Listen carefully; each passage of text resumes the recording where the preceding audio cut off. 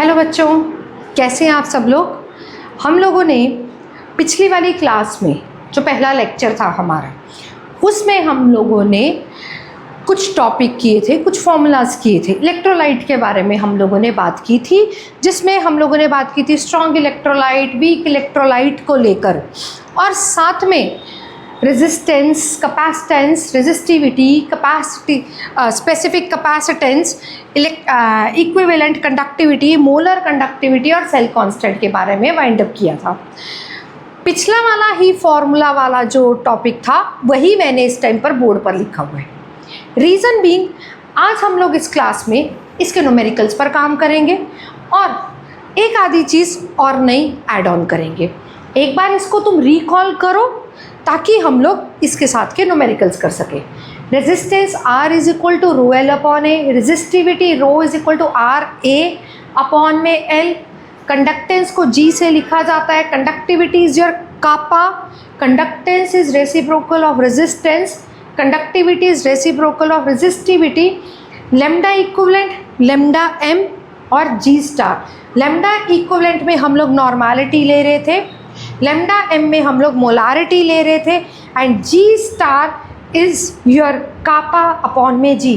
Kappa is conductivity और G is conductance. एक बार इसको रिकॉल करते हुए इसके बाद मैं बोर्ड पर लिखने वाली हूँ न्यूमेरिकल। आज की हमारी क्लास सबसे पहले तो NCERT के इंटेक्स्ट न्यूमेरिकल पर काम करेंगे और एक दो क्वेश्चंस एक्स्ट्रा न्यूमेरिकल्स पर जाएंगे। ठीक है, एक बार इसको देखिए ज़रा ना। मैंने अब लिखा है न्यूमेरिकल। इस न्यूमेरिकल को लेके तुम्हारा सबसे मेन टारगेट होगा, जो दिया गया है उसको नोट डाउन किया जाएगा। अब दिया क्या है, नॉर्मैलिटी दी गई है, अपने लिखेंगे साथ साथ में प्लीज़। लेंथ दी गई है 2 centimetre, area of cross section दिया गया है 4 स्क्वायर सेंटीमीटर या सेंटीमीटर स्क्वायर, रेजिस्टेंस दिया गया है 25 ओहम। ठीक है, और निकालना क्या है, लैम्डा इक्विवेलेंट। फाइन, जो जो दिया गया हमने सारा कुछ लिख लिया ना। अब अगर मैं लैम्डा इक्विवेलेंट की बात करूं तो इसका फॉर्मूला क्या है, कापा इंटू 1000 अपॉन में नॉर्मैलिटी। ठीक है, यही फॉर्मूला है। फॉर्मूला ज़रूर लिखो, सारा का सारा खेल फिजिकल केमिस्ट्री में फॉर्मूलाज के साथ में है। अगर इस फॉर्मूला की हम बात करें तो इसके लिए मेरे पास लैम्डा इक्विवेलेंट निकालने के लिए नॉर्मैलिटी दी गई है, बट बेटा ये कापा ये नहीं दिया गया, कापा नहीं दिया गया, मगर L, A और R दिया गया है। अगर तुम लोग चेक करो तो kappa is equal to G L by A। ठीक है ना, कैसे, R is equal to rho L by A।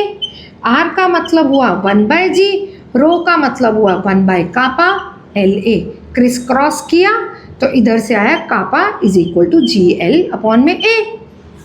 अब भाई G तो दिया नहीं है, G नहीं दिया तो क्या दिया हुआ है, R दिया हुआ है, तो kappa is equal to 1 by R L upon में A।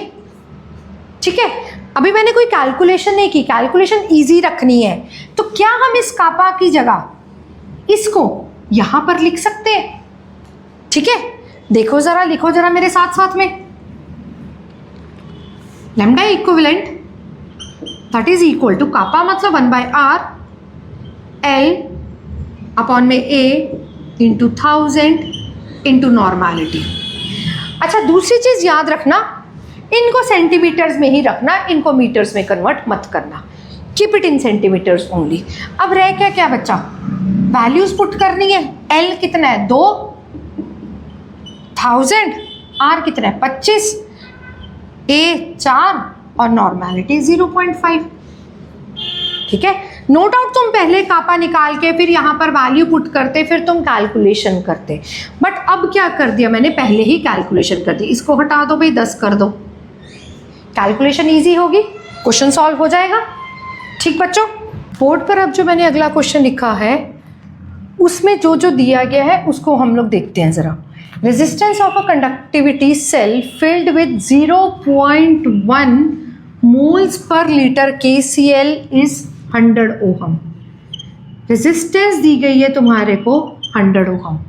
If the resistance of the same cell when filled with 0.02 moles per litre KCl, तब जो रेजिस्टेंस है वो तुम्हारे पास 520 ओहम है। मुझे कंडक्टिविटी मतलब मुझे कापा कैलकुलेट करना है, किसका, जब तुम्हारे पास 0.0 मोल्स HCl है, और साथ में मुझे कैलकुलेट करना है मोलर कंडक्टिविटी। कंडक्टिविटी दी गई है 0.1 की, that is 1.29 siemens metre inverse. ठीक है, अब एक चीज़ हमेशा याद रखना, तुम लोग मोलारिटी चेंज कर रहे हो, ठीक है, बट सेल तो वही है ना, सेल तो यहाँ पर KCl ही है, हम तो सिर्फ उसकी कंसंट्रेशन में चेंज कर रहे हैं। पहले 0.1 मोल था, अब तुम्हारे पास 0.02 मोल्स है। We are just changing its concentration. So remember one thing, अगर सेल सेम है ना, और चाहे उसकी तुम कंसंट्रेशन चेंज कर रहे हो, उसका सेल कांस्टेंट हमेशा फिक्स्ड रहेगा, सेम रहेगा। मतलब जो सेल कांस्टेंट 0.1 मोलारिटी का होगा, सेम वही सेल कांस्टेंट 0.02 मोलारिटी का होगा। ठीक है, इस क्वेश्चन में यही एक सबसे इम्पॉर्टेंट चीज़ थी, जो सेल कांस्टेंट इसका होगा वही सेल कांस्टेंट इसका होगा। ठीक है, अब अगर मैं बात करूँ सेल कांस्टेंट का formula, that is G star. G star is equal to kappa upon में G। ठीक है, कापा था कंडक्टिविटी, G था तुम्हारे पास कंडक्टेंस, कंडक्टेंस का रेसिप्रोकल इज योर रेजिस्टेंस। तो तुम बच्चे इससे G स्टार निकाल सकते हो, तो कापा इंटू आर रेजिस्टेंस। कापा तुम्हारे पास यहाँ पर दिया गया है, रेजिस्टेंस तुम्हारे पास दी गई है। ठीक है, तो यहाँ से अगर मैं बात करूँ G स्टार मेरे पास ऑटोमेटिकली इतना ही आ रहा है। ठीक है, ये G स्टार हम लोग इस पर यूज कर सकते हैं कैलकुलेट करने के लिए। ठीक है ना, तो G star is equal to kappa into are.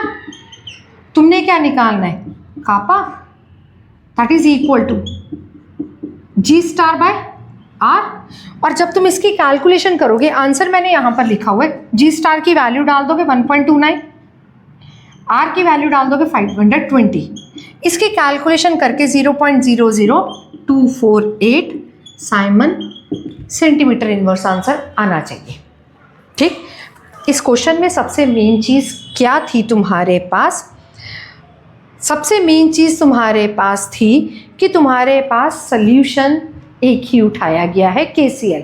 हम लोग उस सल्यूशन की कंसंट्रेशन चेंज कर रहे हैं, कोई फ़र्क नहीं पड़ता, कंसंट्रेशन चेंज कर रहे हैं बट उसका सेल कांस्टेंट हमेशा सेम रहेगा। यही सबसे इम्पॉर्टेंट चीज़ थी इसमें, cell constant remains same. Whatever cell constant will be here, that cell constant we will use here in order to calculate kappa. Right? kappa calculate होने के बाद lambda m का वैल्यू फॉर्मूला क्या होता है, कापा इंटू 1000 अपॉन में molarity. ठीक है राजे, कापा की वैल्यू तुमने यहाँ से ली, वो यहाँ पर डालोगे, इंटू 1000 करोगे, और तुम्हारे पास मोलारिटी की हम लोग क्या बात कर रहे हैं। ठीक है, कापा था 0.0024 ले लिया मैंने, कैलकुलेशन कर लेंगे। ठीक, ओवरऑल तुम्हारे पास अभी तक जो हमने बात की है, रेजिस्टेंस की बात की है, रेजिस्टिविटी की बात की है, कंडक्टेंस की बात की है, कंडक्टिविटी की बात की है, सेल कांस्टेंट के लेके की है हमने, लैम्डा इक्विवेलेंट किया और लैम्डा एम की है। इन सब के साइंस तुम्हारे को आने चाहिए, और खेल किसका है, इनके फॉर्मूलाज का।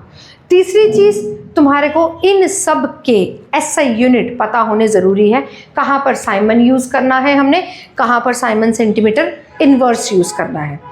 NCERT इन टेक्स्ट का क्वेश्चन मैंने करवा दिया है। ठीक है, आज की क्लास हम लोग यहीं पर ही वाइंड अप करेंगे, जिसमें मैंने तुम्हारे को न्यूमेरिकल्स ही करवाए हैं, 2 न्यूमेरिकल्स करवाए हैं, साथ में मैंने पिछला एक बार रिकॉल किया है।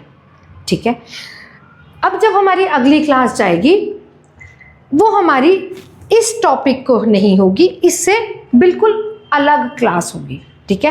तब तक के लिए तुम लोग ये क्वेश्चंस की प्रैक्टिस करना और जितने क्वेश्चंस एनसीईआरटी की बैक एक्सरसाइज से कर सकते हो वो एक बार करके देखना, ठीक है बच्चों। क्लास वाइंड अप करते हुए thank you so much and positively like share और सब्सक्राइब बच्चे।